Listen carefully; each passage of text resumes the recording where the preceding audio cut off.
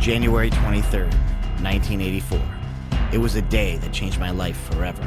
The muscle, the moral courage that built the greatest, freest nation the world has ever known. Ronald Reagan was our president, and there was trouble brewing in Iran.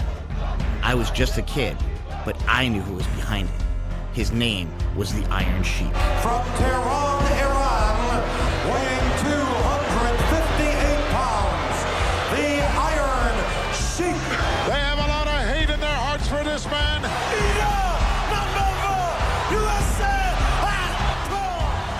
You see, Reagan may have freed the hostages, but the Sheik still had the championship belt. There was only one man that could save us. I am a real American. From Venice Beach, California, the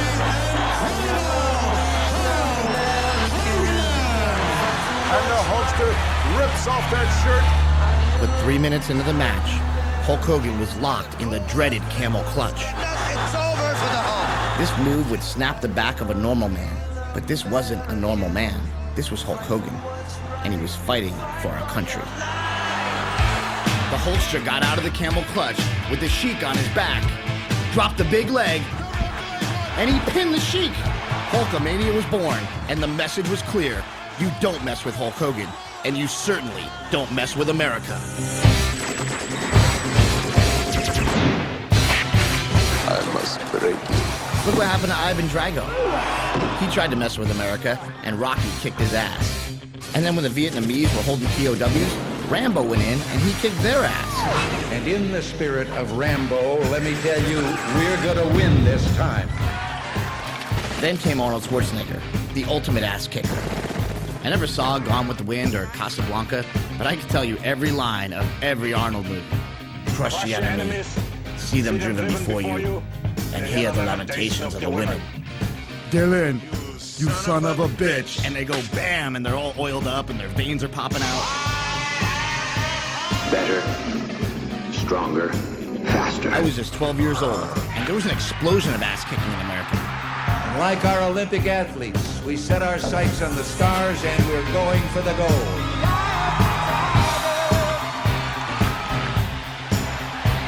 I wanted to tear off my shirt and be ripped, tanned, and larger than life. But in reality, I was a fat, pale kid from Poughkeepsie. You see, I come from an overweight family. My parents were always a little on the heavy side. I couldn't ask for a better mom. She did everything for her 3 boys. We went to church 3 times a week, and she even taught Sunday school. My dad was always there for us too, and he even coached our Little League teams.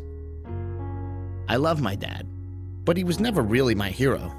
I didn't want to be like him. I wanted to be like Arnold. Problem is, I was always too small, too short. People would say, "Hey, Little Bell, what's up, Little Bell?" And I didn't want to be Little Bell. I wanted to be Big Bell.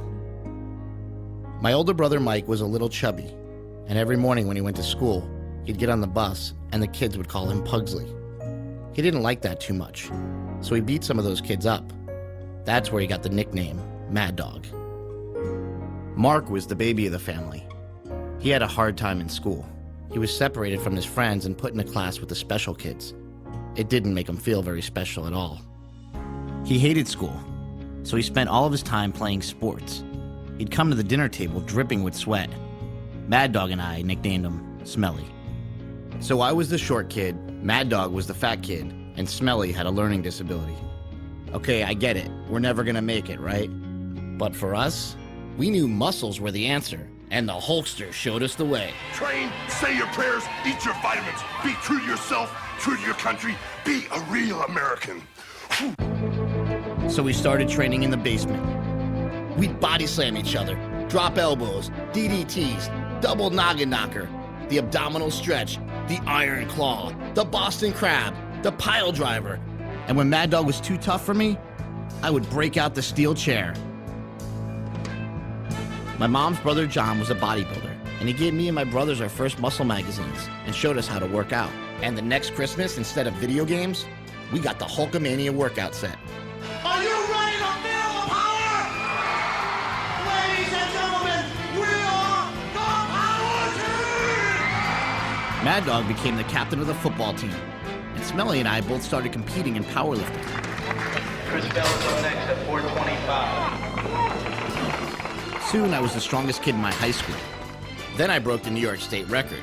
And that's when I first got accused of using steroids. Other kids your age, they look down at you or have that monopoly, or you guys can't be as strong without drugs, you must be taking them.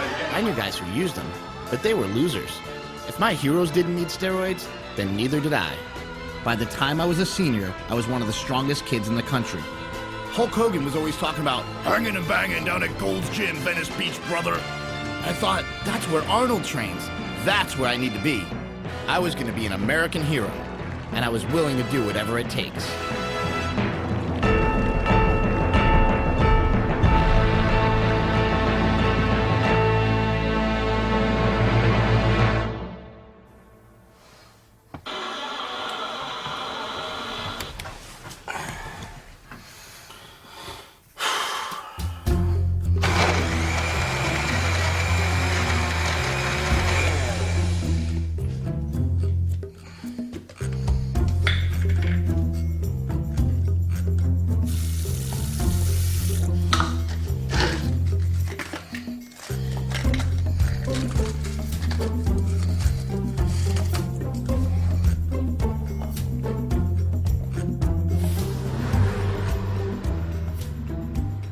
It's been 15 years since I got to California, and now I'm 33 years old.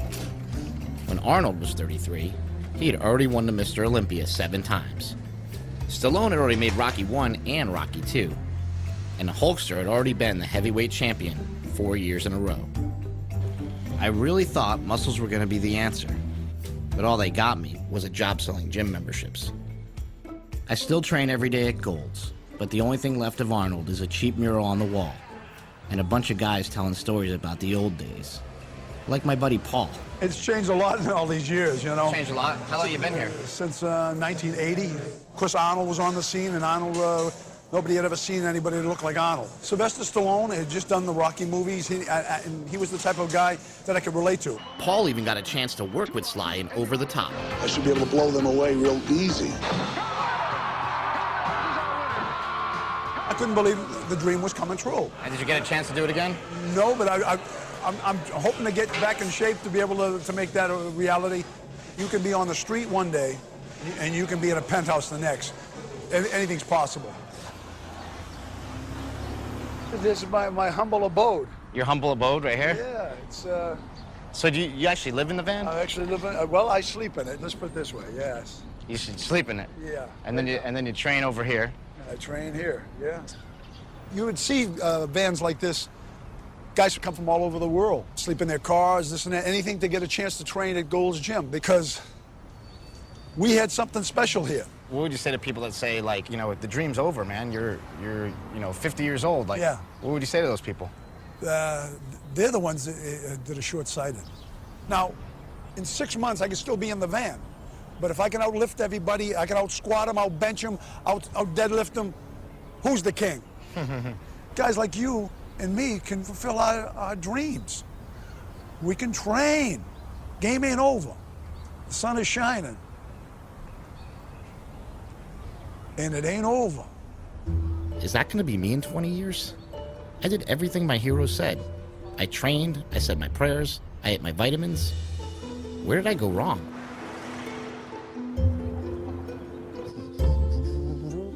Hey. Good morning. How are you? I always make the cookie bars because cookie bars are important. What teams did you make these for? I made them for Arlington football teams. The first time ever they won a bowl game. They used to call them Rosie's Cookie Bars, and they really believe that they help them win all the games. Would that be like performance enhancement? It's not an enhancement. It's a little bit of sugar, which can get you going, carbs. But it's all natural ingredients. There's no steroids in here. Eating your mom's cooking is sort of comforting, don't you think? Sure. Things change, but the cookie bars remain. That's for sure. My mom likes to think that the world is as pure as her cookie bars. But life isn't always like that. And a lot of things we grew up believing ended up not being true. First, I found out there's no such thing as Santa Claus or the Easter Bunny. That kind of sucked. Then I saw this news report. The Iron Sheik had been arrested recently, along with wrestler Hacksaw Jim Duggan, while driving along the Garden State Parkway. The Iron Sheik was charged with possession of cocaine and marijuana. What has interested most wrestling fans in this case is that the Iron Sheik and Hacksaw are known to be adversaries. So why were they traveling together? Yeah, I thought these guys hated each other. Wham! Right on the back of the Iron Sheik. Was their feud all made up? Was wrestling fake? Who's left to believe in anymore? Well, at least I still had my heroes. Those guys would never let me down. Today, Hogan admits the famous physique was the result of 12 years of steroids. Truth is, all my heroes had a dirty little secret. Hollywood actor Sylvester Stallone has been charged with importing bodybuilding drugs when he visited Australia last month. Did you take steroids? I took them, yeah, up until the competition. I was always against steroids, and when I found out that all my heroes used them, I'd like to say it didn't bother me, but it really did. I can't imagine how my mom would feel if she found out that both of my brothers are on steroids right now. My older brother started using steroids when he went to play Division I football at the University of Cincinnati. When I got to Cincinnati, I mean, the practices were so grueling. I mean, much more than what I expected. Coaches would say, you got to get bigger, you got to get stronger, you got to get faster. Was it intimidating? Oh, man, a lot different than I thought it was going to be. He called me from Cincinnati and asked me for money for steroids. And I said, what do you need that for? He says, because I can't compete here. So I'm like, well, I don't know what that is. It sounds like drugs. He goes, it is drugs. And I say, well, I'm not going to send you money for drugs. If you want drugs, go get a job. I remember at one point, I think you maybe came home for a break or you did something, and you told me, hey, come here, help me out. And you pulled down your pants, and you're like, you have to inject this into me. And I hated it, because I was totally against steroids. I hated it. And you're like, come on, you know, just do it. You have to do it. You got to help your big brother out, man. There was no decision at all.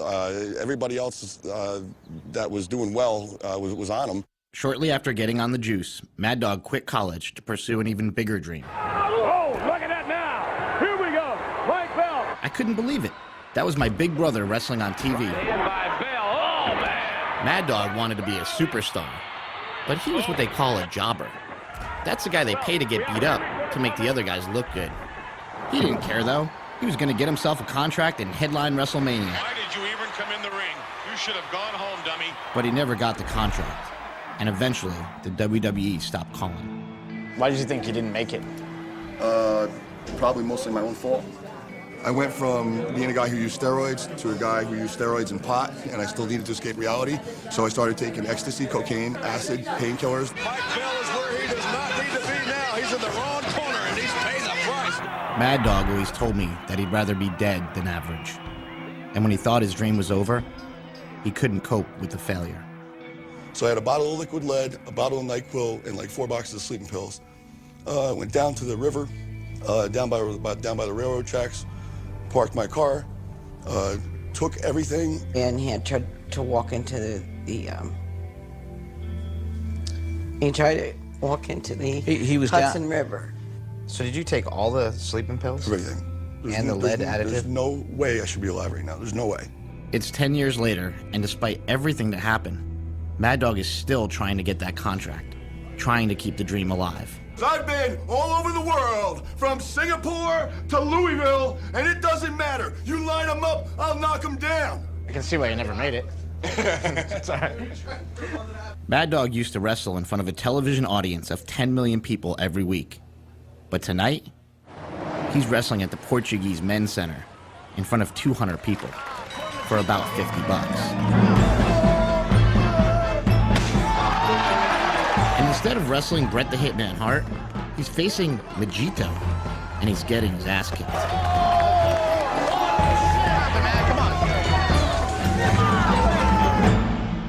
My baby brother Smelly was always trying to keep up, and despite everything that happened to Mad Dog, he followed in his footsteps anyway, becoming a pro wrestler and using steroids.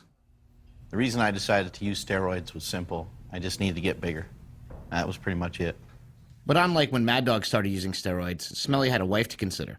When you got married, did you ever think that your husband would be injecting himself with something? No, I mean, that didn't even enter in my conscious thought. When I first met him, he was against steroids. I mean, he was just like, you don't need to do it. I've never done them. I just don't believe in them. I was pretty upset about it because I didn't want it to come to that. I was kind of scared.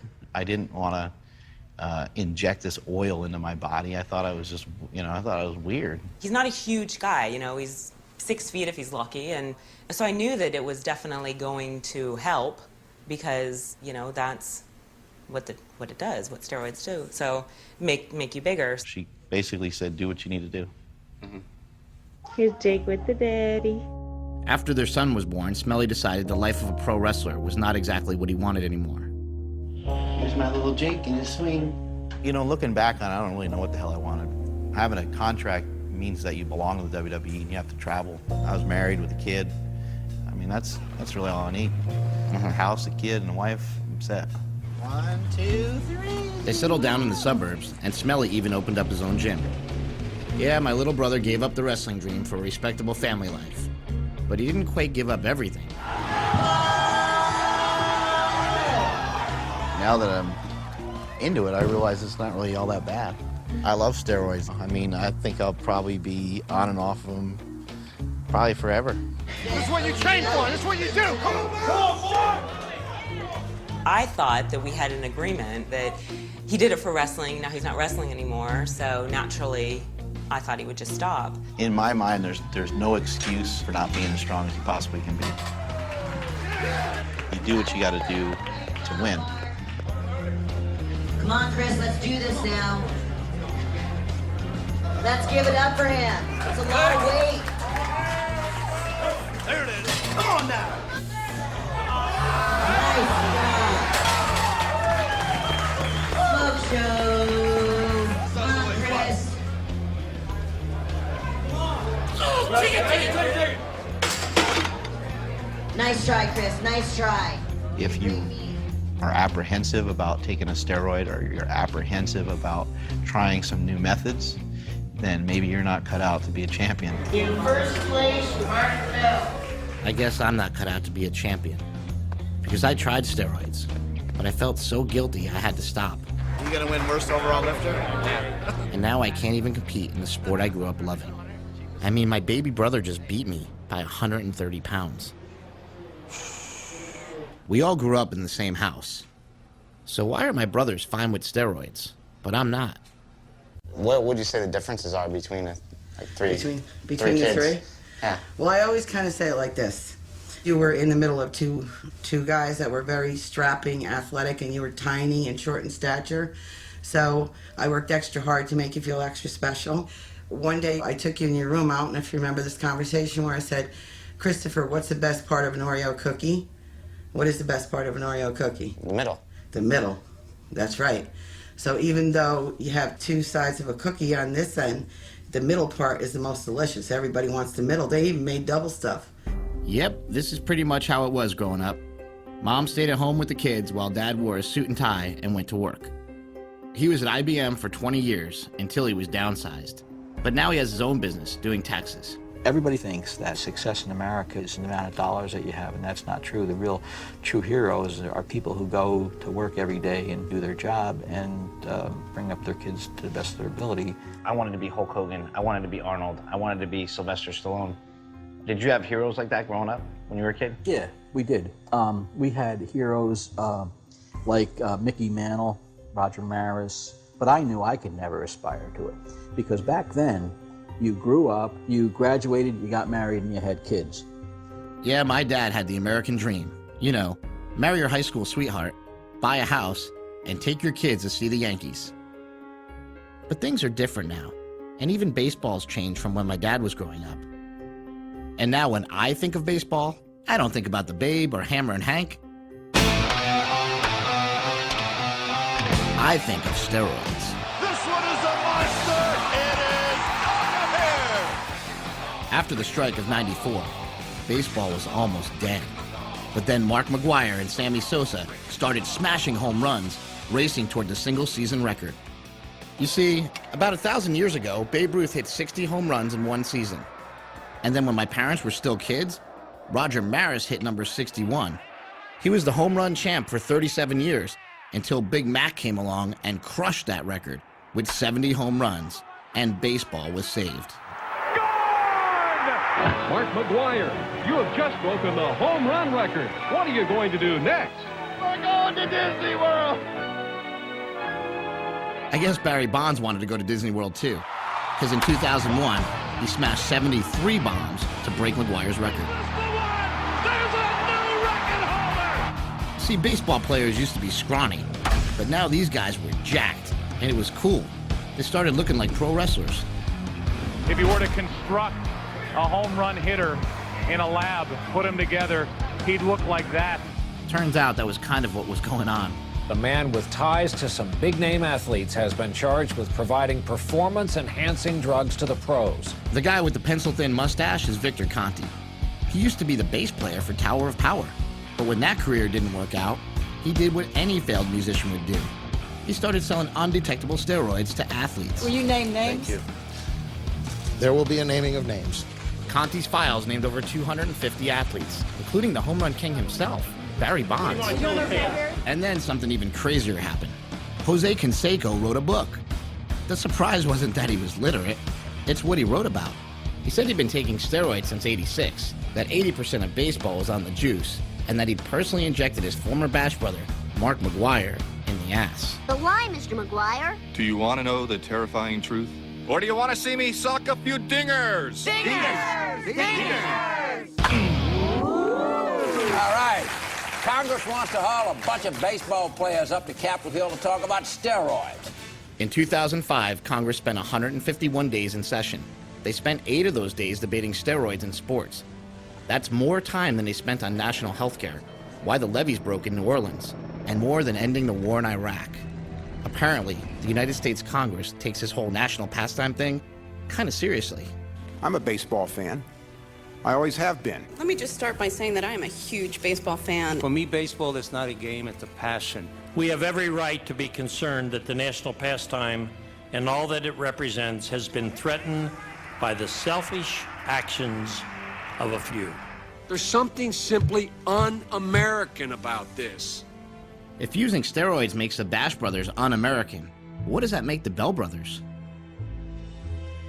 Congressman Kanjorski, you think that this is not a matter for the U.S. Congress to be deliberating? I just don't think it's necessary. Why are we just going to call 7 people, and of what importance are they? In the last 52 years, we've only done it 25 times. 14 of those times were by the Un-American Activities Committee. Are you now, or have you ever been a member of the Communist Party? Well, sir, I'm not here to talk about the past. I have never used steroids, period. Did you know that other players were using steroids? I have never seen a syringe. I've never seen steroids. But in locker room gossip, you may not have seen it. People talk, right? This guy's doing something, that guy's doing something. Now, Mr. McGuire, would you like to comment on that? You don't want to comment? Are you taking the fifth? This is about values. It's about our culture. It's about who we define ourselves to be. When we want to define to a foreign country what we're about, and you're going to show a film, what would you go show? Hey, how about Rocky IV? There's nothing more American than that. The big Russian trains in a high-tech facility with a whole team of scientists and trainers. And of course, he takes steroids. Meanwhile, Rocky's out there lifting logs, chopping wood, training in a barn, the all-natural way. Because only commies would take steroids, right? Sure, Sly. Whatever you say. Truth is, steroids were the secret weapon that helped America fight the Russians on the Olympic battlefield. And it all began here, York Barbell in Pennsylvania.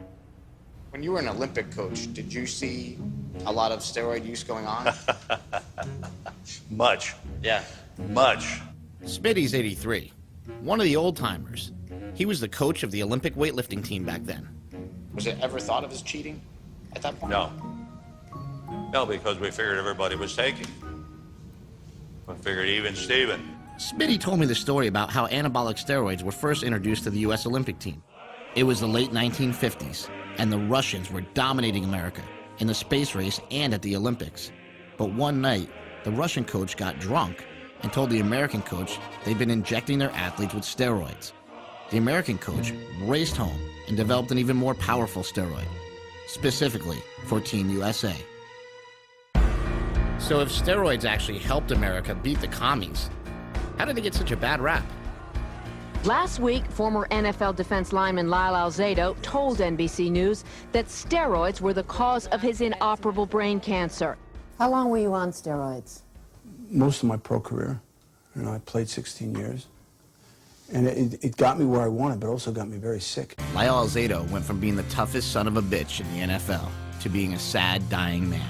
Everything I saw on TV taught me that steroids kill. Some alarming news about steroid use tonight. A drug bust in Phoenix, Arizona. Not for heroin or cocaine, but for something just as dangerous. Health damage from steroids can include heart, joint, and reproductive problems. This is a drug that kills. But what happens is these retarded idiots that give us the news, these talking heads that babble on TV, give us this rhetoric that comes from not one single expert. And they say ridiculous things like steroids will kill you, they'll rot your kidneys, they'll give you cancer, they'll do all these horrible things that are just not true. John Romano is a senior editor of a bodybuilding magazine, and he disagrees with what his media colleagues think of steroids. Well, how come we hear constantly in the news that people are dying from taking steroids? Show me the bodies. Lyle Alzado. Lyle Alzado didn't die from steroids. I trained with him for 2 years. He didn't die from steroids. I know he died from a brain tumor. I don't know of any of my colleagues that link his central nervous system lymphoma to his use of steroids. Dr. Charles Esalis has published over 70 articles on the use of steroids and is one of the top experts in the world on drugs in sports. Are steroids killing people? Good question. They've been used in medicine since the late 1930s. I hope we haven't been purposely killing people. Can they be used safely? Yeah. These drugs are a boon in the medical profession. They're a miracle drug for people with, muscle wasting. They are, a miracle drug for burn victims, for cancer patients, people recovering from surgery. And for people with AIDS, like Jeff Taylor. Jeff has been fighting HIV for 25 years, and he says steroids saved his life.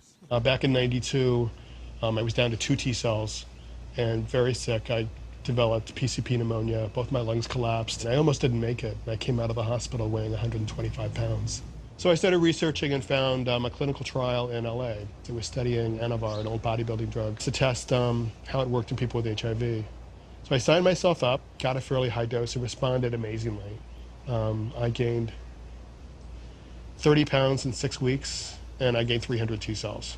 So these drugs have cognitive powers. If you're sick, they'll help you. If you're a healthy athlete, they'll kill you. How can you say that steroids are a national public health crisis when you have people dropping dead at a rate you can measure by the minute as a result of alcohol and tobacco? According to the CDC, tobacco kills about 435,000 Americans every year. Alcohol kills about 75,000. And deaths from anabolic steroid abuse, 3. But steroids also show up in some other statistics, emergency room visits. But it's not exactly number 1 on the list. That would be alcohol. Or number 2, that's cocaine.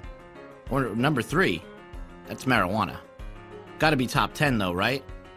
Not quite. How about top 25? Top 100? Keep going. Try number 142. That's even after multivitamins.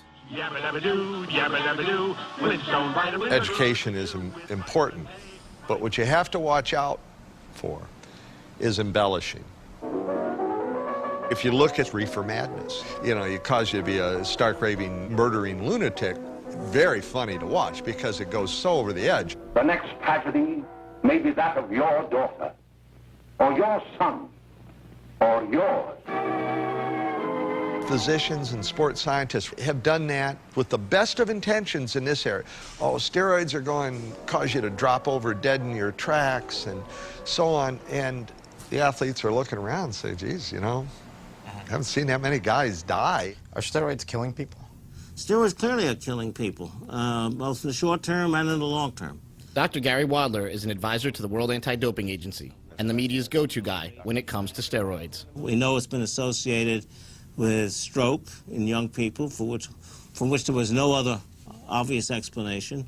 We know it's been associated with heart attacks, for which there was no other obvious explanation. We know it increases clotting. What bothers me is people like Dr. Gary Wadler, who's a physician, and going before Congress and saying these things. And when confronted, please produce a single article that shows any of this in any scientific way. Can't do it. Dr. Norm Faust is a professor of medical ethics with a research focus on performance-enhancing drugs. I'm not denying that there aren't some serious adverse effects from anabolic steroids. It's just that we haven't been able to demonstrate any of them. Maybe that's because we don't study them. One of the problems with the ban on steroids is that it's impossible to do the kind of research that would answer these questions. Some purists would like to see those studies done. Well, I can assure you they never will be done. It'd be a totally unethical study to do. So we have to use the information we have at hand. Depression, convulsions, anxiety, jaundice, myocardial infarction, which is heart attack, eczema, abscess, vaginal pain, vaginal discharge. You want to know what I'm reading this from? What does that say? Vitamin C. Thank you. I mean, look, peanuts are dangerous. You understand? Mm-hmm. There are people that take a peanut, that have a peanut, and they go into anaphylactic shock. Okay? The airway closes up, that's it, they die. Now, does that mean that we ban peanuts and sue God for making them? No. Right. What we do is we say, okay, peanut warnings. There is no safe drug. There is no safe drug that ever exists. There's always a benefit to risk ratio. You name the drug, X% of people will suffer adverse effects. Do you feel any side effects ever? Yeah, I've had some side effects, acne, hair growth. Some side effects that I've had are... What do you mean by hair growth? On your head? No, just on my chest and my back and stuff. I never break out. My back doesn't break out. I don't get hairy from it. You know, yeah, I get a little testicular atrophy, but then they come back. I mean, you know, it's normal. Your balls shrink? Balls shrink. But who needs them? Who needs them? What about testosterone? I have some friends who say it is like a wonder drug. It makes them feel great. It makes them feel, you know, frisky and young, and it's great for their skin. The negative side effects would be my lovely singing voice. Hair like a monkey from my head to my toes. I mean, hair growing out places you don't even want to talk about. I mean, I want to stay feminine. Yeah. And I think that's why I get so much work, is because I still look like a woman, and, you know, I still have hard muscles. In my experience, steroids are just going to make you more of whatever you are. If you're a jerk and you take steroids, you're a super jerk, right? You've seen that, right? You go beyond. You're an asshole. I've never seen roid rage. I've never seen any difference in his personality or how he's with me, how he is with Jake. It hasn't done anything that all those after-school specials tell you that it's going to do. Bryce, I gotta get bigger, man. This might help. Steroids.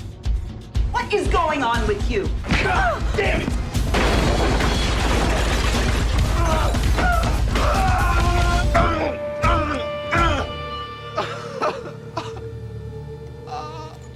While I was visiting my brother and his family, they told me they were thinking of having another child, but that another possible side effect of steroids was on their minds. If you couldn't have another kid, would it be something that you regret because you did steroids? Yeah, if it was simply from that, yeah, I'd probably regret it. But there's a lot of things people regret in their lives, so I'm not, you know, it's a decision I made, and it's a decision I'll have to live with, whatever the consequences are.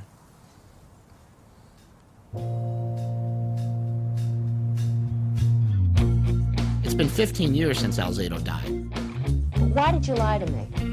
I was afraid. Looking back on Maria Shriver's interview, I can't help but wonder, why wasn't she asking the real questions? Like, is this gonna happen to my husband?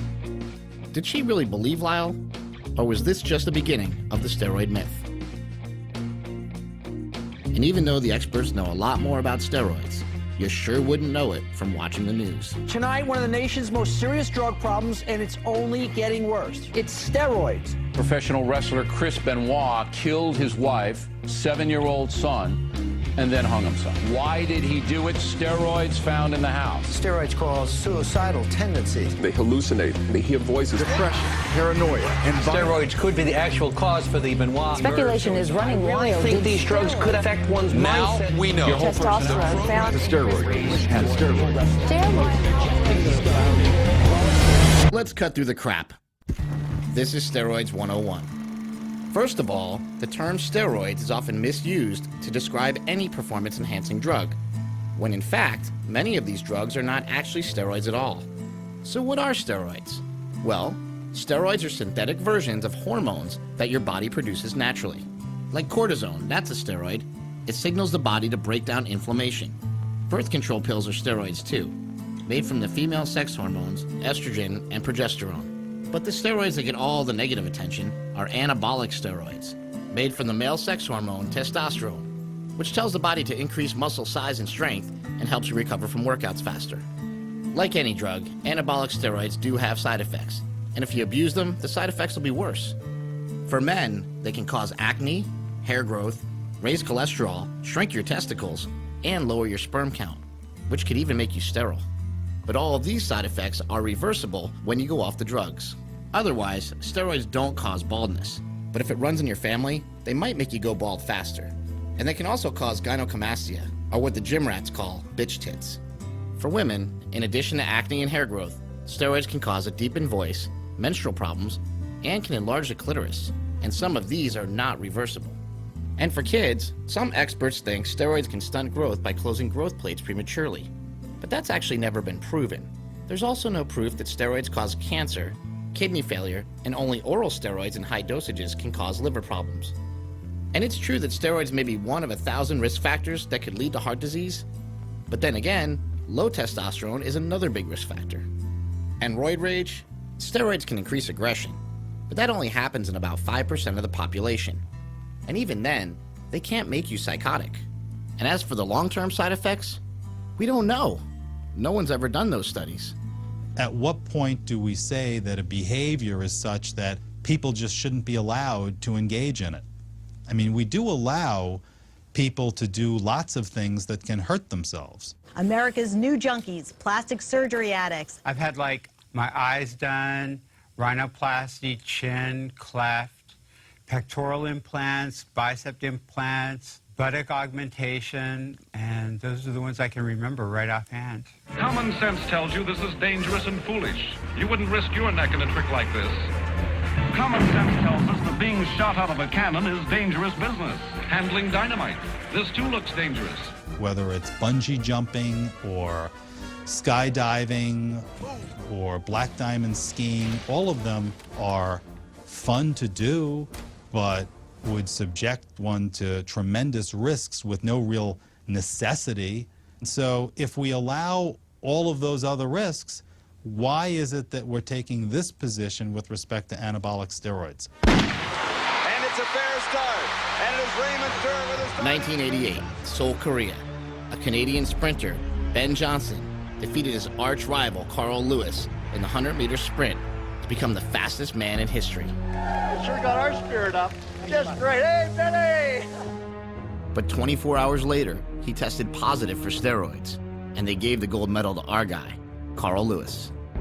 There was a international uproar over the idea that this Canadian sprinter had gotten an advantage based on his use of an anabolic steroid for its performance effect. And Congress responded by holding some hearings. Ben Johnson would not have been in the finals. He probably would not have been on the Olympic team had he not taken steroids. Congress wanted to pass a law that would control steroids the same way as drugs like cocaine and heroin. And they called experts from the DEA, the FDA, and the American Medical Association. But they all testified that steroids should not be treated like illicit drugs. So Congress disregarded their experts, and in 1990, they passed the Anabolic Steroid Control Act, turning non-medical users into federal drug criminals. This wasn't so much about health effects. It was really on what these things do that's good, in the sense that they build muscle. They improve the way that people can perform. And that, in a sports context, was seen as the ultimate evil. If we took a pie chart of steroid use and we looked at what percentage of that pie is comprised of athletes, they would be a very, very, very small slice of that pie. The overwhelming majority of the pie is comprised of the recreational gym rat who's doing it purely for cosmetic reasons. The irony is that we've addressed a sports cheating issue by creating a law that affects all the folks who aren't cheating in sports. One look at Gregory Valentino's arms, and you know something's going on. The 40-year-old is charged with criminal possession of anabolic steroids with intent to sell. Some people may call Greg Valentino a freak and a felon. I call him a neighbor. He lives down the block from my grandma. He also happens to have the biggest biceps in the world. Holy crap. Do you have difficulty with just sort of the regular things in life, like making a sandwich? No. I can hit a 90-mile-an-hour fastball. Anybody want to challenge me? Let's do it. I'll show you. Watch this. Oh! Come on, Greg. Oh! Told you I'm no Barry Bonds. I'm a red meat man. I eat a lot of red meat. Why do you think people in America are so uptight about steroids and steroid users? Because they fear what they don't know. You know? That's ugly. Who the hell would want to look like that? You know what I mean? I don't want to look like that. Why'd you want to look like that, then? I mean, I like being big. I had small man complex, you know? And I'd be like, I don't want to be little, you know? I wanted to be taller, so I couldn't grow taller. So I grew wider. Personally, like, I think in the picture that you showed me, I look better. Your arms look a lot better than they look now, right? I mean, Without a doubt. Agree? Without a doubt. I would rather look like that. Do you think girls look at me and go, oh my God, that's hot? They're like, that's fucking gross. I walk into a club and the hottest girl could be there with her boyfriend, and her boyfriend will see me and mush her in the face to get over to me just to say to me, like, dude, what the f? You're getting attention from the guys, not from the girl. Oh, I don't give a shit. It's an attention. You know what I mean? I can't explain it to you. It's like a mindset. Does that make sense or no? But I'll tell you what, when I'm done, my biceps are humongous. Humongous. Like that, bam! For myself, I'm kind of on the fence. I have two brothers. They're both taking steroids right as we speak right now. I don't know if I want people to think I'm not cheating, or to look at me and say, wow, you know, like, you really have a great build, you know, but do you think I should take steroids to get there? I think steroids are as American as apple pie. We live in a society today that you got MTV and reality shows. Madonna's making out with Britney Spears, rap music and all that shit, and you're worried about steroids? Kids are like, F you, cop. F you, man. Playing video games like Grand Theft Auto where you're killing cops. That's worse influence, in my opinion, than steroids will ever be. And Barry Bonds hitting home runs. There's a big difference between a kid taking steroids, who's only had hair on his dick a couple years, as opposed to a grown man who's looking to perform better, at a better level in sports. And where is Schwarzenegger in all this? I mean, he is the poster boy for steroids. He's the poster boy for, hey, look at me, look what I did. I came, I conquered, I kicked ass. That autobiography says he was doing it when he was 15, 16. Hey, he won the Mr. Universe at 19 years old. 19. Did you ever see what he looked like when he was 19? Do you think it was God-given genetics, or do you think that maybe he took the performance enhancers?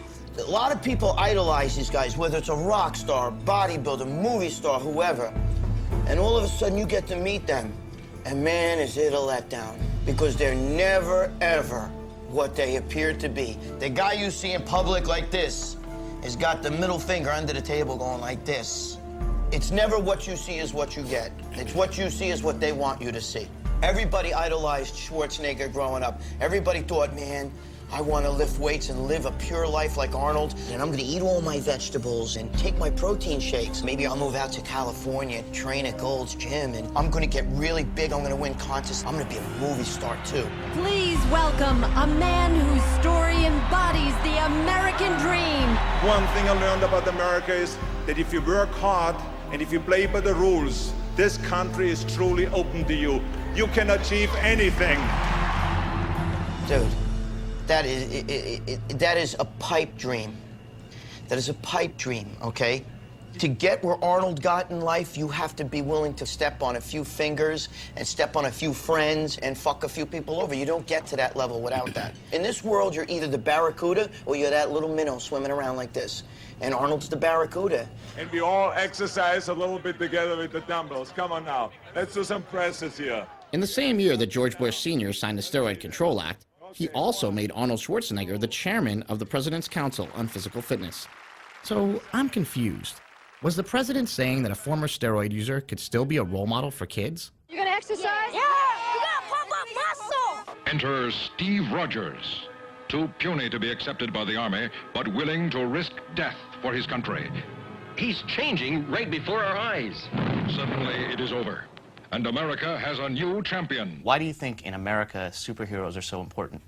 People need heroes, whether in real life or in fiction, because they need somebody to inspire them, something to aim for, somebody to try to be like. I think any boy would want to be built like Arnold Schwarzenegger.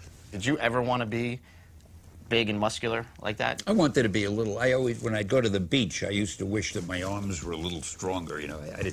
I looked more like the 98-pound weakling. Did that ever inspire you, that Charles Atlas comic strip? Did that inspire some It of your characters? inspired everybody. Let me teach you how to become strong.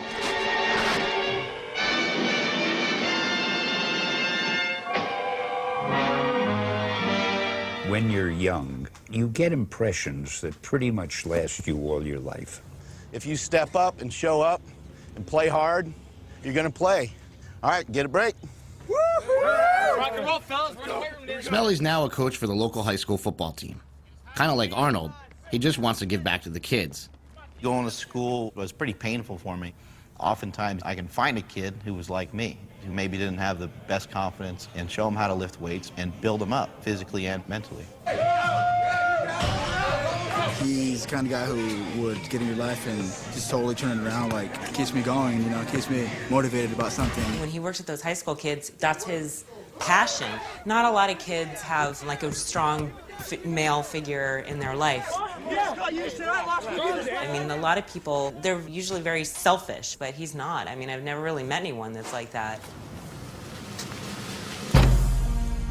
There's a gym in Columbus, Ohio, where the strongest guys in the world train. It's called Westside Barbell, and this is where Smelly learned from his role model, Louis Simmons. I've got a philosophy like many. When you go to war, you go to kill. You don't go to get killed. There's nobody in this place that's not trying to be the best athlete in the world. Everybody here's trying to achieve an elite level of success. Pretty much as you're a kid, you always want to be the strongest, you know what I mean? I always want to be the strongest guy. And I still want to be that, you know what I mean? Take it up, shot! In 1959, my father showed me a book. It was about the Russians taking testosterone. So I said, well, what the hell? You know, first chance I got, I'm going to do some of this. And so I did. I've actually been on anabolic steroids for 36 years.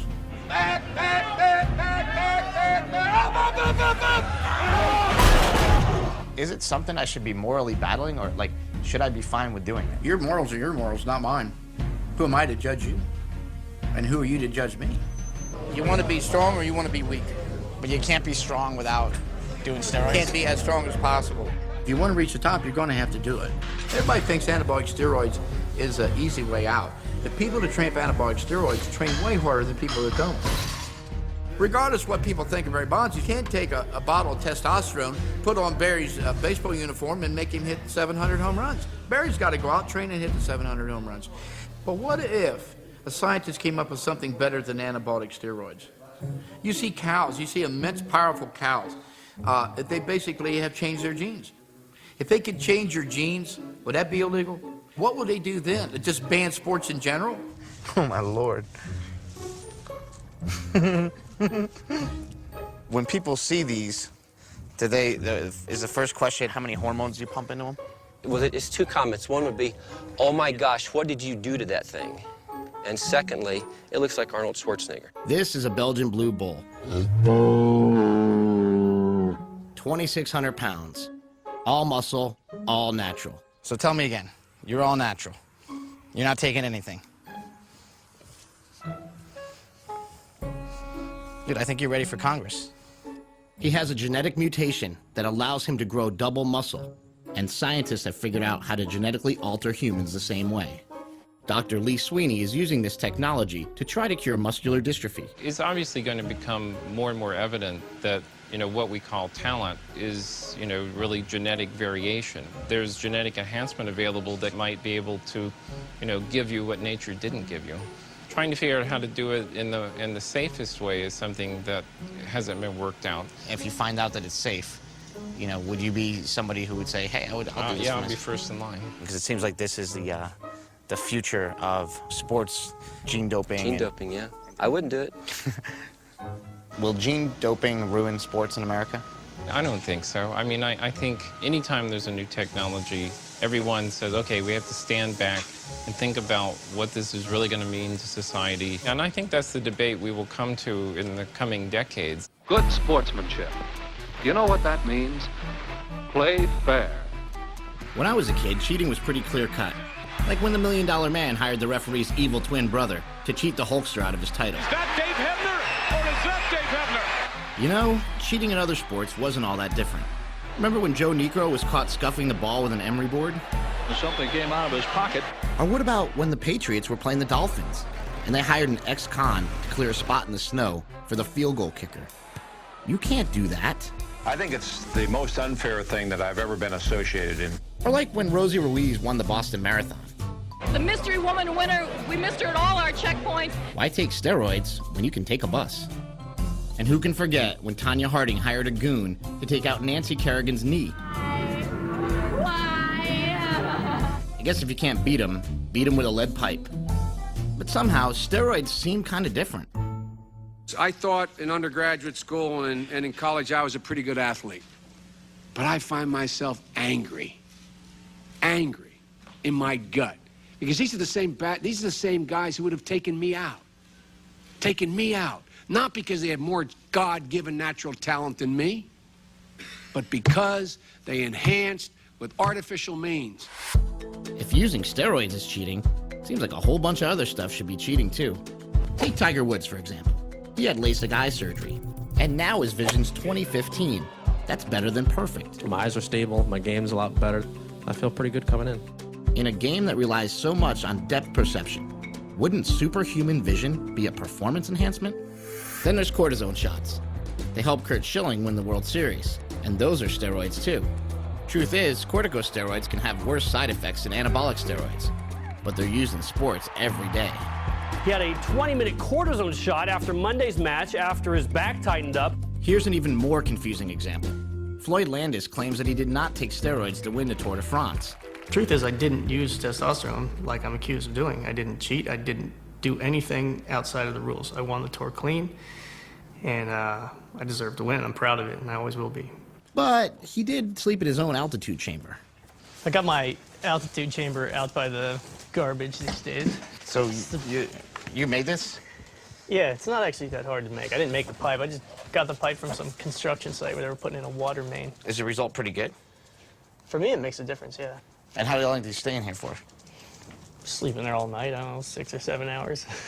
Is your wife like, what are you really doing? like I'm going to go sleep in the chamber? She hates it. So you just climb in there? Yeah, you want to try it out?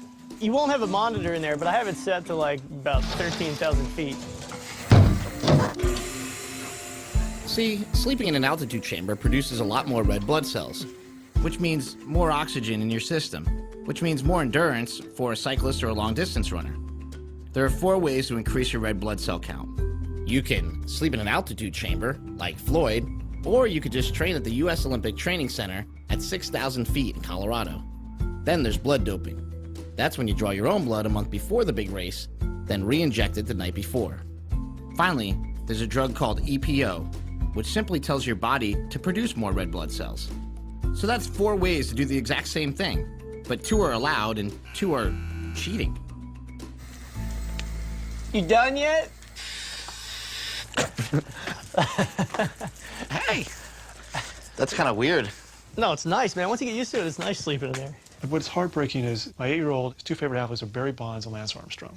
My 4-year-old is obsessed with Floyd Landis. So what do you tell these kids? I talk to people all the time that they go, you know, who can my kids believe in? And what I tell them is nobody. I ask not to be judged, and much less to be sentenced by anyone. You can't trust anybody now because the testing is so ineffective.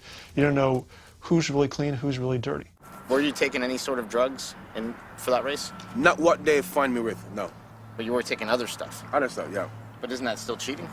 Still cheating, yeah. Like everybody else. So that's how you justify it? It's like everybody's cheating? Yes. When I interviewed Ben Johnson, he just basically said, look, everybody was on something. You know? Well, you know, Ben, and bless his heart, he's got to say that everyone's on something. That's justifying his own means. So he has a problem with you. You have a problem. You have a problem of, you know, me beating him. Yeah. When we were taking that victory stand, we were on the stand, and he got the gold medal. He didn't smile. He never smiled. He never celebrated. And the thing is, he couldn't really inside share in the joy of winning. He cheated. You cheat. Everybody cheats. Nobody's in this world is perfect. Nobody in his life is perfect. Nobody. They know that in 1988 that, you know, 6 Americans at least test positive in Seoul, and they ushered up because the biggest money coming from America. So who's gonna get shafted? Americans or Ben Johnson? I think that Ben Johnson was unfairly singled out. I think that there's always scapegoats. Is there a lot of drug use going on in Olympics? Oh, absolutely. Absolutely. Dr. Exum was the director of anti-doping at the U.S. Olympic Committee for 10 years. He thought his job was to stop drugs in sports, but his bosses had other priorities. He told me that over 2,000 American athletes failed their drug tests, including Carl Lewis, and they were covered up. Nobody believes Carl Lewis ever failed a drug test. Do you have any proof? Oh, certainly. We have just boxes of proof for everything that I say. There it is, book 3. Here's a letter from then Executive Director Baron Pittenger to Mr. Lewis. I must confirm that analysis for your specimen B was positive for pseudoephedrine, ephedrine, and phenylpropylamine. Is that what it is? Phenylpropanolamine, yeah. IOC banned stimulants. By policy of the USOC, this finding is cause for disqualification from the Olympic team for the 1988 Summer Olympic Games in Seoul, Korea. Wow. This was basically a letter that said that you had failed tests and that there was a consequence to that failure. As you all know, that didn't come about. You actually received a letter or a call Yes. that you had failed a drug test because of some stimulants? Yeah, it was like a cold medicine type thing, an herbal supplement. They made up this term. It was called inadvertent use. An athlete took something without meaning to take it or without meaning to gain an advantage from taking it. And so they made that up to basically kind of let people off the hook? Oh, yeah. Carl's story is, you know, it's been a cold medicine, it's been a tea, it's been some kind of a nutrient. It's a stimulant. So you're saying these athletes, they know They what's on the banned substance? totally know. I mean, they are bombarded with the banned substance list. A lot of people say you failed a drug test, you raced against Ben Johnson, and that maybe, you know, the gold medal should go to the guy next place. I understand. There are a lot of people that are going to go to their graves saying, I know he did it. And you know what? The hell with him. You really cannot fault the athlete for doing that. You can't fault Carl when Carl's belief is that the system sets some rules and that you need to follow them. And they made an exception in his case. They made an exception in a lot of people's cases. But it's the system that actually teaches athletes to think that way. You know, for me, the whole level playing field was a myth. If we could not do anything to take doping out of sports, then doping was meant to be in sports. The first all-drug Olympics open today in Bogota, Colombia. Athletes are allowed to take any substance whatsoever before, after, and even during the competition. Oh, he's pulled his arms off. He's pulled his arms off. That's got to be disappointing to the big Russian. Yeah! What has made every major sport multi-billion-dollar entities? Well, after you distill it all down, it's the desire of the customer, the fans that fill these seats and others, to see bigger-than-life people doing bigger-than-life things. What do you think about athletes using steroids in sports? Steroids? I love it if they're on my team. I think it's totally wrong. Totally wrong. First offense, throw them out. It's cheating. You kidding me? Ready to go. Oh! It all gets back to money. As long as people continue to buy Mark McGuire shirts, Barry Bonds hats, we're feeding that monster. You vote for the Raiders by wearing the Raiders hat. You cast your vote for Nike with your t-shirt, you know? Every day when you pick $1 out of your pocket, you're voting.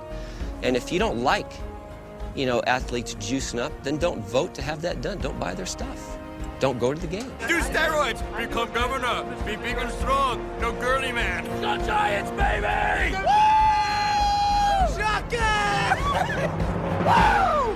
Since the steroid scandals broke, sports revenue has gone through the roof.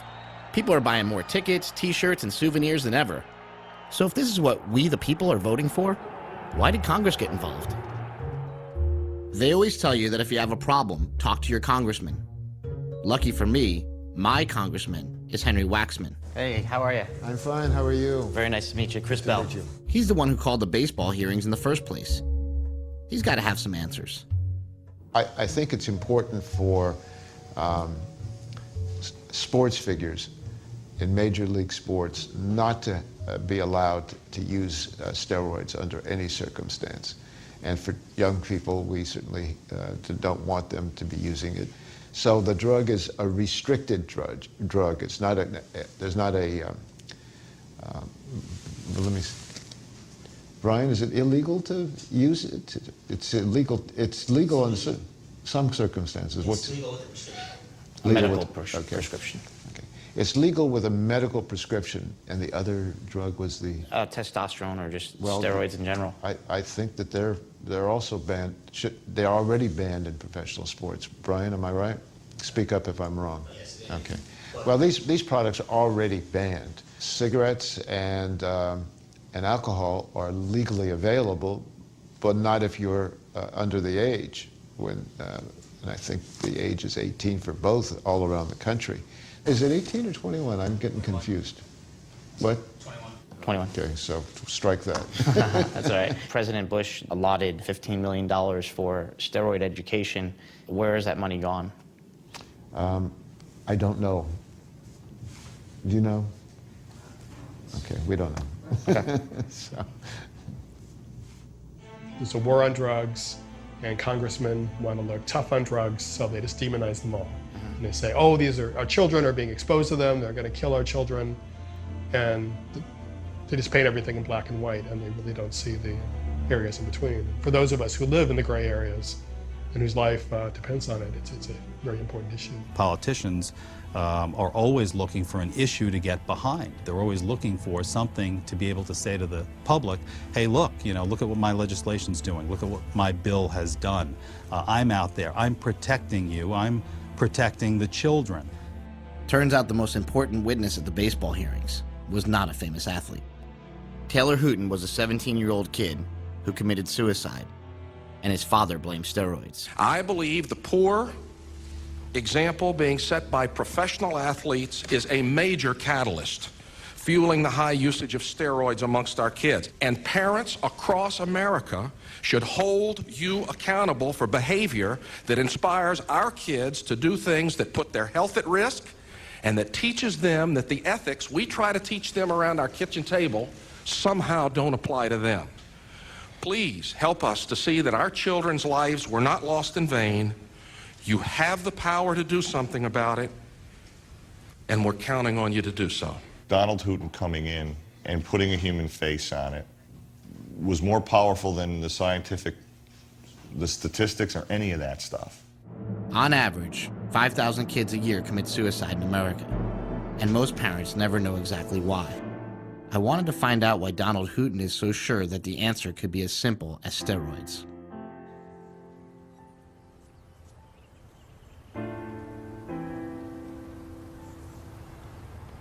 How you doing? Fine. Chris Bell. Don Hooton, nice to meet you. This is a very, very competitive community, all the way from athletics to business. So you wind up in an affluent area where these kids can afford to play with this stuff. And of course, in hindsight, as we look back, all of the signs were staring us in the face. The behavior problems, the physical changes, but we had no idea what we were looking at. If we go back to the medical textbook, the depression that comes along with steroid use is bad, but it's worse in that 4 to 6 week period following stopping using this stuff. And it was during that period that his mother found him hanging on the door in his bedroom. Taylor Hooton's dad, Don Hooton, called me shortly after Taylor had taken his life. Together, we came up with the idea of creating a private organization to educate the public about the dangers of anabolic steroid abuse. This is Taylor's room. You don't have to come in here long to realize Taylor was a baseball player. I guess he started maybe 5 years old in t-ball, but Taylor was a great kid. We took Taylor to a psychiatrist, and she put him on a low dose of Lexapro. And as far as I know, this is the only steroid-related case that this well-meaning psychiatrist had ever had. And when the psychiatrist recommended that Taylor go cold turkey and stop using steroids, was a formula for disaster. Well, I feel terrible, obviously, about Taylor Hooton, but Taylor Hooton had a lot of problems, and he was on other drugs. According to some newspaper accounts, he was on SSRIs, antidepressants, which have been shown to be associated with suicidal ideation and suicidal behavior. So whether his suicide was due to Lexapro, or due to steroids, or due to depression, or due to stress of being a great athlete, or 5 other things, I don't know. Do you think that perhaps, when I look on the on your website for the Taylor Hooton foundation. Do you think it's a responsibility to include antidepressants in there just in case there are critics, or just to raise the awareness of how dangerous perhaps antidepressants may be? No, I don't, and the reason is our battle's not with antidepressants. Our battle's with steroids. The National Institute on Drug Abuse said the dangers of anabolic steroids are temporary and reversible. My son is dead. All of the intellectual arguments about whether or not steroids are dangerous or not don't matter to me.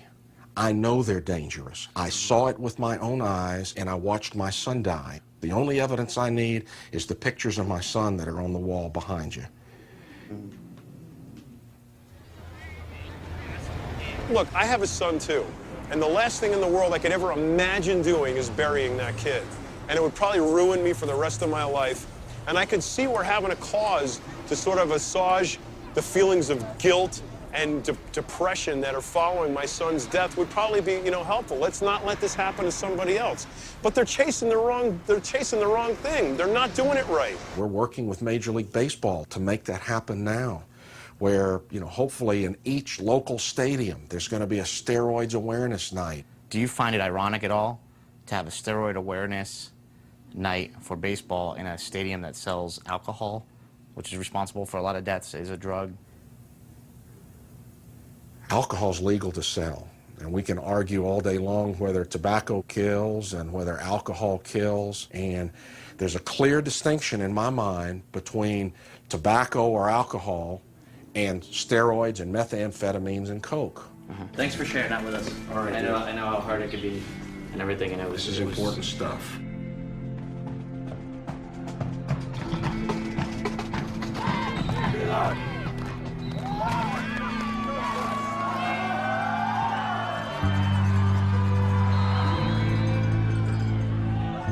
Anybody who asks me about it, I let them know. I tell them why. I tell them, how much I take. I'll tell them anything they want to ask me about them. What about the kids?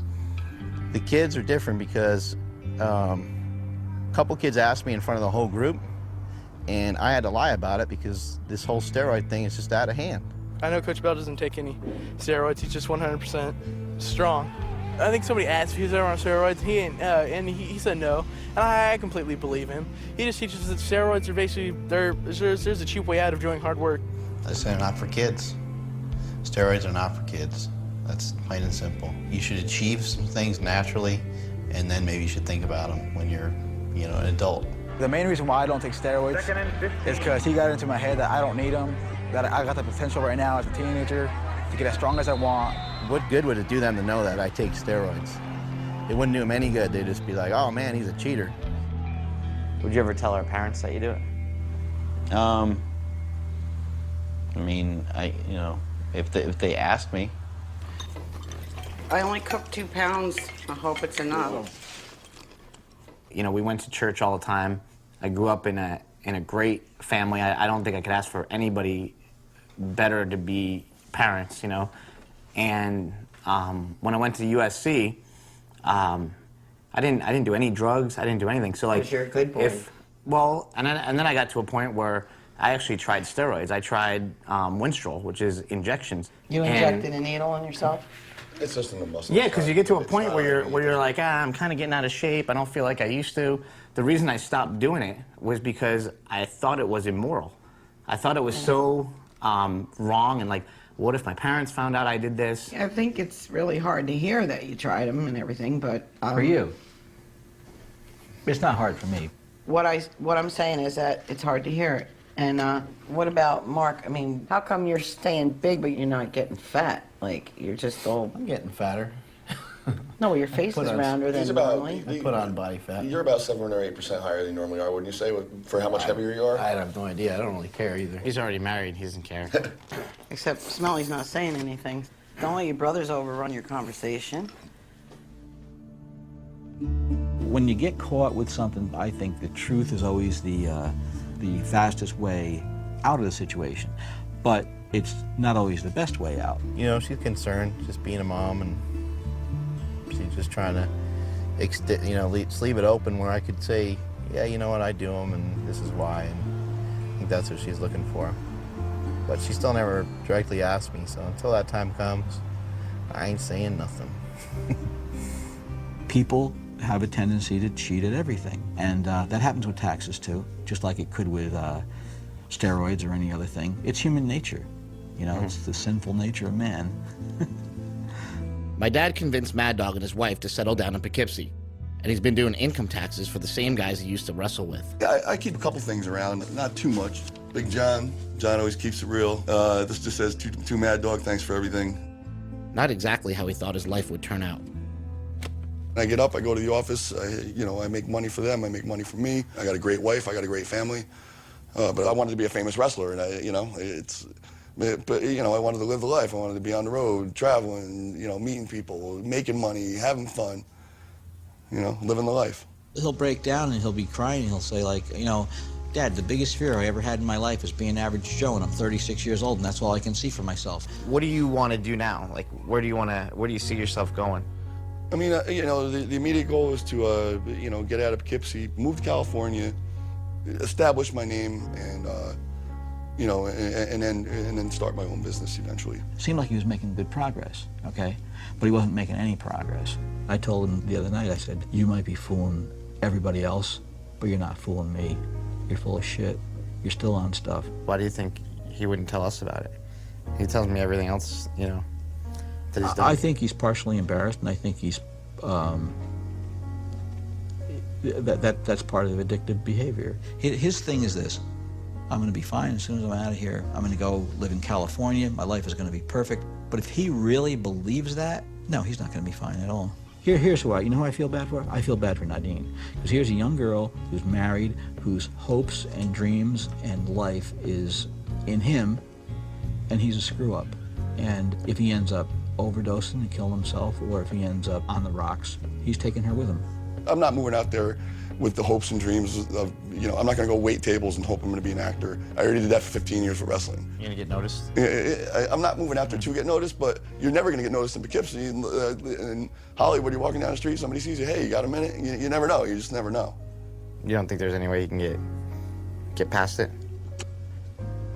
A miracle.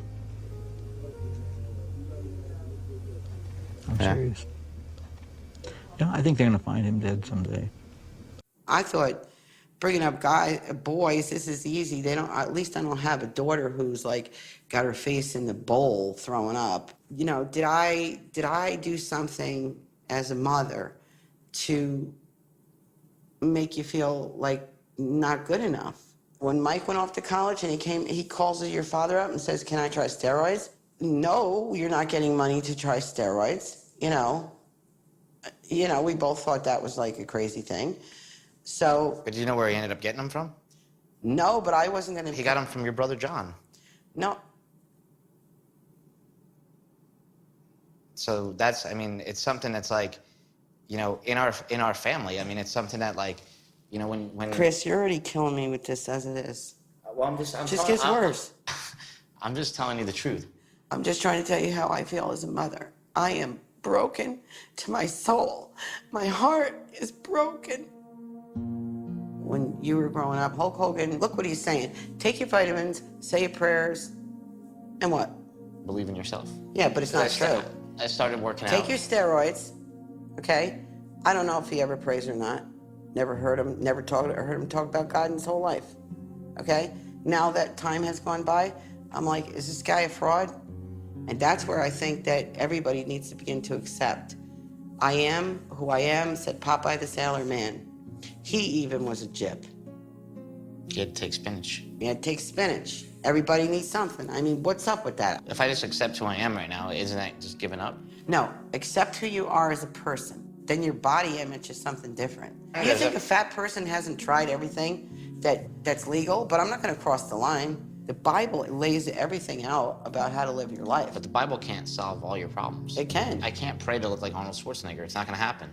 No, you can't pray to look like Arnold Schwarzenegger, but neither can you take enough steroids or enough human growth hormone to look like him either. But you can get as close as you're not. It's not going to happen. You're fearfully and wonderfully made. Every sinew in your body, every muscle, every fiber, was made by God, and you're exactly who he intended you to be. And so what to somebody with a six-pack of abs? Maybe they don't have what you have.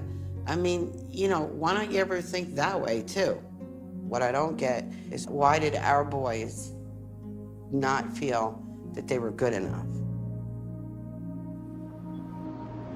My father or my grandfather never worried about whether they had a six-pack of abdominals or what percentage body fat they had. So why is it now, you know, in the 21st century, that there's this huge preoccupation with body image that just didn't exist before?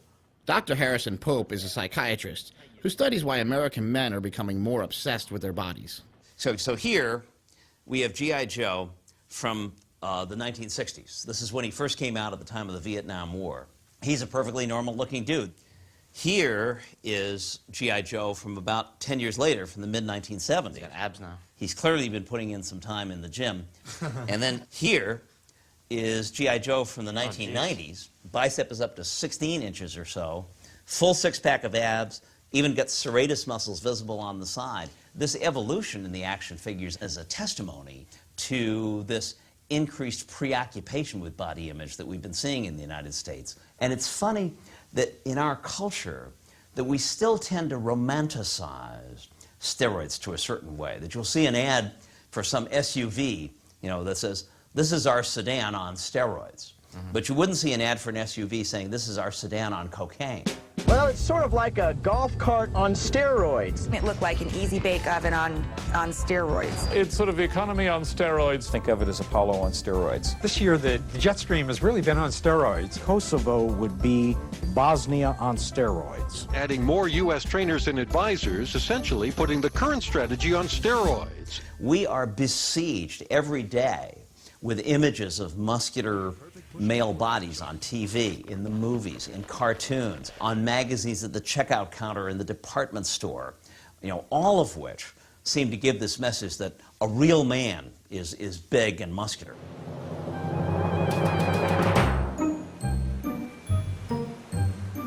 There you go, just like that. Good, give me some good abs, Christian. That's it. I saw Conan the Barbarian when I was 11.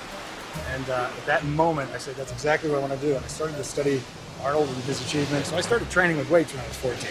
I started taking steroids when I was 16.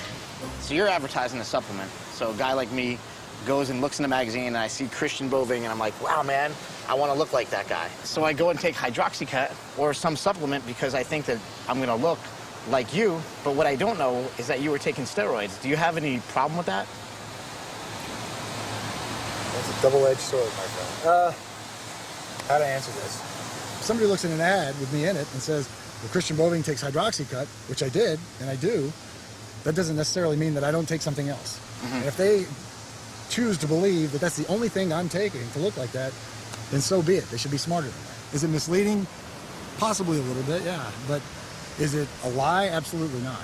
I'd say probably 80 to 90%, I'm not kidding you, of all the stuff I see in magazines is complete hogwash. It's ridiculous to me. I don't understand why there's this need in advertising to really manipulate things. The bone-thin fashion models, they get all kinds of eating disorders, and with men it's the opposite. They get the Adonis complex, and then there's all kinds of trouble ahead because you have all these kids who are like you and me when we were young, looking at all these people, and they're perfect. And how does that make somebody feel who's not as perfect as the people they're seeing? Not very good. So this stuff I've tried, loaded with sugar. Tried this. Tried this. Of course, I've tried this. Everybody, I think, has tried muscle milk. Tried this. Tried this. Tried all these drinks. If Speed Stack weren't enough, you have Extreme Speed Stack. The supplement industry is very unregulated. You don't have to have FDA approval to come out with a dietary supplement. That gives people room to come out with some, you know, lower quality products. This product says new legal formula on it. I don't know what the old what the old formula really had in it. Belizean man vine extract. I don't want any part of that. Best if used by date and lot number on bottom of can. Yep. I always thought the health industry was about, you know, health. Why does it feel like we're back in the Wild West? It'll clean your teeth and curl your hair. The best in the West. I wouldn't be dead without a bottle. Well, we can all thank the senator from Utah, Orrin Hatch. Look how good he looks. I want to get his brand is what I want to do. See, the health industry is big business in Utah. They make almost a quarter of all the dietary supplements in America. And supplements are a $24 billion industry. So you do the math. Making supplements used to be like making prescription drugs. You had to prove your product was safe and effective before you could sell it. Well, the supplement cowboys in Utah thought that was a real hassle. So they asked their favorite senator to change the rules around. And now you don't have to prove your product is safe at all. And the FDA has to prove that it's not safe if they want to take it off the market. What is this red goop? This is the Canadian version of Redline. We had to take out some of the ingredients that aren't legal in Canada. Thanks to this deregulation, the supplement industry exploded, and all sorts of new and interesting people got in on the action. Yeah, we were always a good team, whether we were selling drugs or whether we're selling a supplement like we are now. Jekyll and Hyde supplements, you know, formulated to awaken your other side. Take this and all of a sudden you become the freak, the monster. Everybody wants to become a monster. You know, if Valentino can make a supplement, I bet anyone can do it. Hola. How many guys you need? I need 2 guys. We're making dietary supplements, and I just need a hand with a couple things. It'd be really easy. All I need you guys to do is take the white, put it inside, boom. First, you buy a bunch of really popular ingredients. But the trick is, I'm just gonna use a tiny amount of each one. It's what we like to call in the supplement biz, pixie dusting. See, I can hide my secret formula behind the term proprietary blend and not reveal that it's pretty much just a pill full of rice flour. This is a good way to make a lot of money. Don't sneeze in the supplements here. But with all those expensive ingredients on the label, I can make this bottle for about $1.40 and sell it for $60. Thanks, Oren. We're in the supplement business now. The scary part is that everything I just did is by the book. Well, except for the illegal immigrant day laborers. But hey, nobody's regulating them either. Now I just need a misleading advertisement. They airbrush these guys a lot when you put them in magazines? Definitely. There's all kinds of techniques and tools you can use to completely manipulate the body. Really? In fact, I mean, some of the before and after pictures, they could be done in the same day. You haven't shot them in the same day, though, have you? I have, actually. Oh, you have? Yeah. What do they do? Is this the self-editing part? I should keep my mouth shut? I could take anybody and take a picture of them, make them look their worst. Think horrible thoughts, depression, and then through all kinds of ways make them look their best. Just don't cut my nipple off.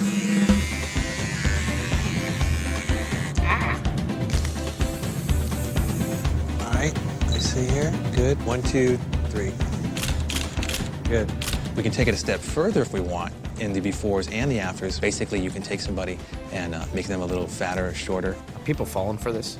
They fall for it all the time, and it's beyond what I can understand because it looks so silly to me. But of course, I'm somebody who's had sort of an inside backstage pass of what's really occurred, and I've been part of some of these scams that have played out. So, if unregulated dietary supplements are marketed like steroids and sold by people who are on steroids, is it any wonder that so many people are just taking the real thing? I mean, it's not like they're hard to get. You can cross the border and buy them from a pet store in Mexico. Testosterone now? 50 milligrams. But it's for your dog or something, right? Oh, it's for my dog. Yeah, I forgot. Yeah. My dog's anemic. Or you can buy them on the internet, like Mad Dog. If you order it online, you can get the ship for $250 a kit instead of paying somebody on the black market $500 or $600 for a kit.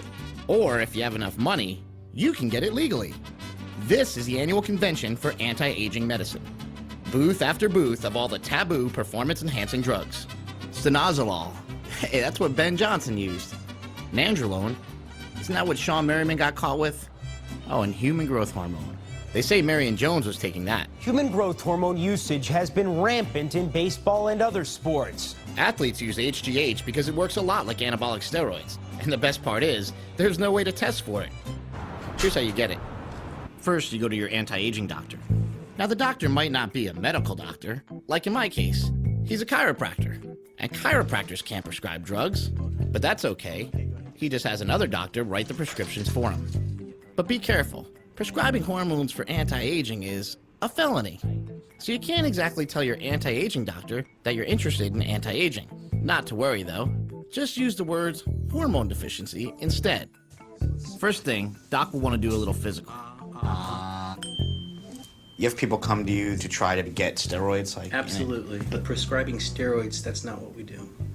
Not at all. but it kind of is what you do in a way, in a different way. Next, you're gonna get a urine test to check your hormone levels for 24 hours. That's a take-home test. You know, Scout's honor. Send in the test, and a week later, go get your results. Get your labs back here. Urinary growth hormone output. But here's the thing. Since the FDA's never defined what a hormone deficiency really is, well, Doc can pretty much interpret the results however he wants. So you're a little bit low coming down. I'm going to bring those levels up to optimal. Now, it may seem strange that the most controversial drugs in America are being prescribed using take-home tests, and in my case, by a doctor I never met. But hey, at least I'm not the one breaking the law. Why don't you just get it legally?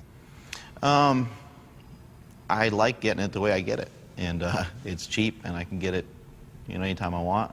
And I don't think there's any real reason for me to. I mean, I don't want to go to a doctor. That's a pain in the ass. You ever worry about getting arrested or the cops coming after you or anything like that? I'm not all that concerned about it. You can justify anything to yourself, and once you justify it to yourself, then you just think it's cool. You think it's okay. So, in my mind, it's okay. I pose the question to people and say, hey, if you had to take a drug with the side effects, known side effects, and the unknown effects of anabolic steroids to keep your job right now and support your family, would you do it? Maintaining an erection is very easy to do with the appropriate chemical assistance. Liquid Viagra, straight injected into the penis. You inject this in your penis? Yep. Does it hurt? Not really. It's not just athletes and porn stars taking performance-enhancing drugs. Just about everybody's in on the action. Probably the most common thing is what we call go pills. There's probably different kinds, but dextroamphetamine's the big one. They work wonders, they really do, especially you've been out there a long time and it's hard to stay focused. What about you? Yeah, they'll spin you right up. Many parents may not be aware that their children are taking a drug by the name of Adderall to improve their academic performance. Adderall is a powerful stimulant, very much like cocaine or methamphetamine. It's not just for people who have the problem. It's people who think completely fine. I'd taken Adderall in college here and there to write a paper, and I said, this is fun. This is a fun way to write a paper. Your test scores go up, and you're doing homework faster, so you can do more work. All I did when I went to class, my friends tried to talk to me, nope, hold on. And I'd be doing all my work. And for every performance, there's a way to enhance it. So you take beta blockers to calm you down? It actually doesn't calm me down. It prevents me from getting nervous. Here we go. I was in college and I was having really, really bad problems with performance anxiety, and it was actually making me question what I was doing in the first place. A friend gave me beta blockers, and I just couldn't believe it. I felt like I could get up there and do exactly what I wanted to do, and I wasn't hindered by what my body was reacting to. Blocking that adrenaline goes a long way towards enhancing performance. So it's okay to enhance your performance if you're a pilot, a porn star, a musician, or a student. But if your job is to play professional baseball, well, somehow that makes you a cheater. Do you feel it's cheating? Not at all. Oh, no, certainly not. There is no competition in music. This is completely unlike sports. What about in an audition situation? Is there competition there? Yeah, there is. And, a lot of people take them, and I don't see that there's a problem with it.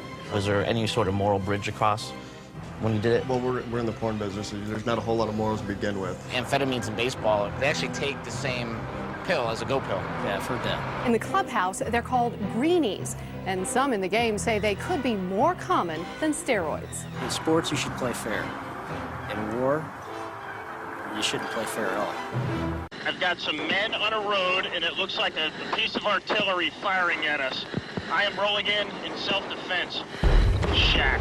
In 2002, over Afghanistan, 2 American pilots on go pills bombed a group of friendly Canadians. I hope that was the right thing to do. Me too. 4 Canadian soldiers were killed. Doctors say the pilot's snap judgment to open fire is typical of someone on speed. The pilots were charged with manslaughter, but they blamed their go pills, and the charges were dropped. No other country in the world allows amphetamines in their Air Force, but in America, we require it. America's a very competitive place, and people will take advantage of really anything they can in order to help themselves in that struggle. I hate to say, the amount of beta blockers that they've got me on right now, California traffic doesn't bother me anymore. Really? It's too easy to get it from a doctor. Like you say, like I can't focus in class, and a doctor prescribes it like automatically. And when you got Adderall, you just went to the doctor? No. It's just passed around at school. It's passed around at school? Passed around at school. You turn on your TV, and we push drugs, right? Mm-hmm. You know, if you have a headache, use this. If you have a pain in your side, use that. If you want to go to sleep, use this. If you want to wake up, use that. We are the only country in the world that permits drugs of that kind to be advertised directly to the consumer. The American pharmaceutical industry spends almost $5 billion a year on advertising, and we in turn spend $250 billion on their drugs. That's more than any other country by far. Are we the most unhealthy people in the world? Or do we just watch too much TV? Everybody's on a drug. So why, because I'm on a drug, does everybody have to point the finger at me? Why am I the bad guy? Because you're on steroids. And steroids are bad.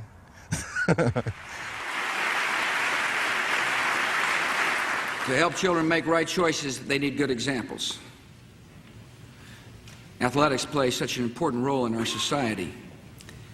But unfortunately, some in professional sports are not setting much of an example. Long before George Bush was the president, he was the owner of the Texas Rangers, a Major League Baseball team, with none other than Jose Canseco on the roster. Do you think that the team trainers, the managers, the general managers, and even the owners might have been aware that some players were using steroids? No doubt in my mind. Absolutely. So did the president know that his players were on the juice? You've admitted to using steroids in the past. Knowing what you know now about them, would you have done it? Yeah, absolutely. The National Football League has talked more about steroid testing or human growth hormone, and I know back in your day you've admitted that you did that. Your stand on that right now? Well, I think it's good to do doping tests, and the trick always is to find a way of really doing true testing. Right. I think that we have to do something about the drug use in sports, and I think it does send the wrong message to our children. So Arnold wants to crack down on steroids. But every year he sponsors his own bodybuilding show, the Arnold Classic. And they don't drug test at all. It's unbelievable the shape this guy's in. I mean, how ripped they are, how big they are, how cut they are, their posing routine and everything. I'm so proud of them. I tell you, it is really amazing. This year, Governor Schwarzenegger handed over the winning trophy to Victor Martinez, a guy who was busted for selling steroids just a couple years ago. And a few days before this competition, he was implicated in another steroid scandal. The bodybuilder who won a competition sponsored by Governor Arnold Schwarzenegger this past weekend has been linked to a steroid investigation. A spokesman for the governor says Schwarzenegger did not know of Martinez's links to steroids. Come on, Arnold. What do you mean you didn't know? Okay, let's compare. Here's Arnold Schwarzenegger when he was on steroids. 6'2", 235 pounds. And here's Victor Martinez, 7 inches shorter and 15 pounds heavier. Give him a big hand. Come on, big hand. You know, I've been calling Arnold's office for over a year to get an interview, but his people keep telling me that his position on steroids is very clear. So the only way to get an answer was to track him down myself at a place I knew he would show up, Muscle Beach. It was just a few weeks before the governor's re-election, and Arnold went to where he knew he could depend on support to cement his voting base. This was my big chance. I waited for hours. And finally, there he was. And there was this other guy, the tall guy, the one in the middle. He saw me. This is how politics work these days. The important thing when making an appearance is the photo op. The tall guy's gonna nod at me, then he's gonna point Arnold in my direction. Arnold, his instincts honed by years of being a huge star, instantly sizes up the situation, notices the various cameras, and decides to use me to further his re-election bid. Yeah, exactly. And instead of talking about steroids and the cheating culture of America, he compliments me on my biceps. And we end up on the cover of the LA Times. Oh, there it is! Oh my God! Not that I mind. After all, it was kind of like a dream come true. Son of a bitch. But I still have all these unanswered questions. Let me tell you this, first of all. You can't knock Arnold, really, okay? because the steroids didn't get him into that office that he's in. But he basically comes out and he says, if you work hard and you play by the rules, this country's truly open to you. You can achieve anything. But did he get to where he is playing by the rules, or would he have ever even been famous had he not taken those drugs? Well, let's look at it this way. Let's talk about other heroes. Let's talk about John Kennedy. He was a hero in the Navy. John Kennedy served as President of the United States, but John Kennedy cheated on his wife right in the White House, with Marilyn Monroe and who knows how many others. Okay, it's no different than biblical characters. Moses was a hero, but Moses was a heel. He didn't get into the promised land. He didn't do what God told him to do. David was a hero. King David was a hero, but David was a heel. He chased every woman in a skirt or in a toga or whatever they wore back then. Okay, every man is fallible, and even the people who were the prime examples of how to run your life in the Bible screwed up. They all screwed up. So people need to get off their self-righteous soapboxes and start loving each other. We just need to go out there and do our jobs, just as you professionals do your job. No, all you guys lied. All of y'all, in a story or whatever, have lied. Should you have asterisk behind your name? All of you have lied. All of you have said something wrong. All of you have dirt. All of you. When your closet's clean, then come clean somebody else's. But clean yours first. Hi, how are you? Last name is Bell, B-E-L-L. I took the oath to serve you. I say to everyone here today and to all Californians, I will not forget my oath and I will not forget you.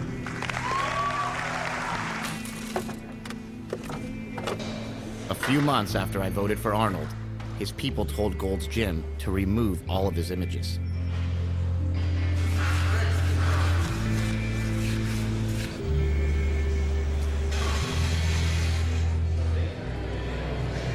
What is the meaning of this? It's a dark day in Gold's Gym. They're taking down Arnold's poster. You have a lot of respect for Arnold? Is he one of your heroes? Well, he was until he took his shit down. You know, that guy's a traitor, man.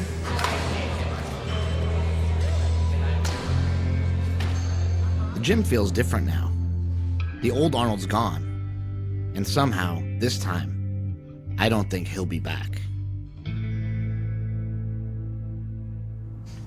So you excited to be out here instead of in Poughkeepsie? Hell yeah, man. I got a job making 3 times as much money. My rent's just about the same, and I'm right by the beach, and I got a convertible right here next to the mirror, honey. Put a little muscle in it. There you go. Higher. So what do you plan on doing here that you weren't doing in Poughkeepsie? Geez, like having fun at life instead of hating life. Think it'll help you, like with your problems and stuff? Absolutely. I feel better already. Now that Mad Dog's in California, things seem to be going pretty good for him. He got a job working as a trainer at a local wrestling school. Now if I want to take it here, keep your face up, so. He'd actually make a great teacher. But that's not good enough for Mad Dog. He still wants to be a superstar. So this Sunday night, pay-per-view, Madison Square Garden, Hell's Bells will toll for you. Got it. Just not out like last week. I'm sick though, dude. Mad Dog sent his promo to the WWE, but they rejected him again. They said he's too old and not what they're looking for right now. You know, I want to believe that the world is good, but it's not, and I want to try hard, but why try when you can't win? Those who can't do train, it's just I never understood why I didn't. Yeah. You know? Like, what's the problem with just being like a normal guy? Like, what's wrong with just being normal? There's nothing wrong with it. Well, actually, there is something wrong with it. The thing that's wrong with it is that I was born to attain greatness, and I'm the only one that's holding myself back, and I need to attain greatness. I need to do it. You live down by the beach, you have a beautiful wife, and nothing's ever good enough. I can only imagine how she feels. And do you ever, think like, why am I dragging somebody else in this? I know that a lot of times she's crying herself to sleep, and I know that sometimes she doesn't go the way that she did when I first met her. And I know it's my fault, and it really tears me up. Yeah. Well, I mean, like I worry every day that what I worry about is you're going to lose your job, you're going to lose your wife, and then you're going to lose yourself, you know? If I lose my job and my wife, what else do I have?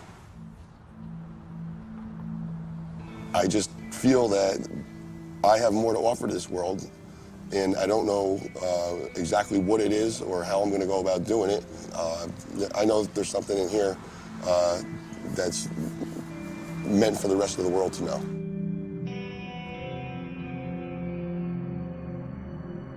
When you were kids, you all admired the champion marble shooter, the fastest runner, big league ball players, the toughest boxers. Americans love a winner and will not tolerate a loser.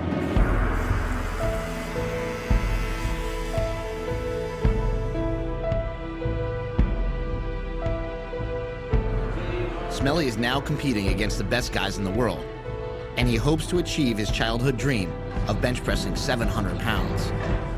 But he and his wife agreed that this would be his last meet on steroids. I knew that she didn't really care for it, but I didn't know it hurt her that much, and I didn't know she worried that much about it. It's definitely something that's not going to be easy to do. I don't necessarily want to do it, but you know, if I just stay on it and ignore her, then it's just being selfish. He's trying to have another kid, so he decided that this is going to be his last meet that he ever takes anything. How do you think that'll affect his lifting? It'll affect it somewhat, but once he tapers off and has the child, he can go right back on. But he doesn't want to go back on him. His wife doesn't want him to be on it at all, ever again. The death of Smelly. You think so? Smelly will go back on. So you'll never take it again? I'll never take him again? Yeah. No, I probably will take him again because... How? This is something that, well, I'll figure out a way. I mean, you know, that's something I'll have to talk out with Andy, but this is something I've been involved in powerlifting since I was like 12 years old. This is part of what I would like to do, and I'm not going to go from squatting 800 pounds to squatting 700 pounds. I'm going to want to get back on them for sure. Which is kind of sad because if you... Well, you know, a lot of people have to lie to get ahead. That's just kind of the way things work. I mean, we weren't brought up as cheaters.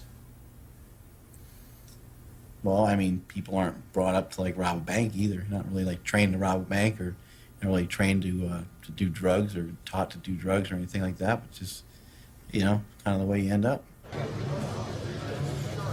Yeah, come on. Let's go, Mark. Come on. Come on. Big left, come on. Go, Mark. Come on, you got this. Come on, you got it. Let's go. Come on.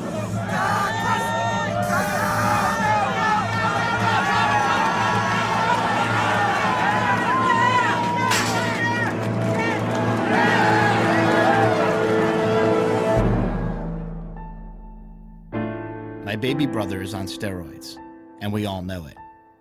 But look at us. My dad looks like he won the lottery, and my mom's prayers have been answered. I was raised to believe that cheaters never prosper. But in America, it seems like cheaters always prosper. The use of performance-enhancing drugs like steroids is dangerous, and it sends the wrong message. That there are shortcuts to accomplishment, and that performance is more important than character. There is a clash in America between doing the right thing and being the best. Americans play to win all the time because the very thought of losing is hateful to America.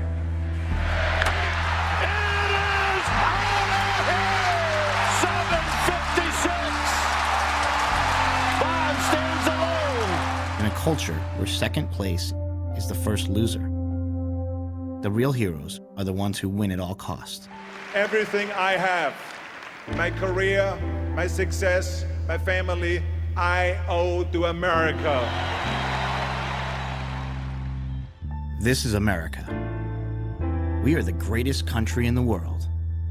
You could call us a nation on steroids. But what are those long-term side effects? For me and my brothers, steroids are not the problem. They are just another side effect of being American.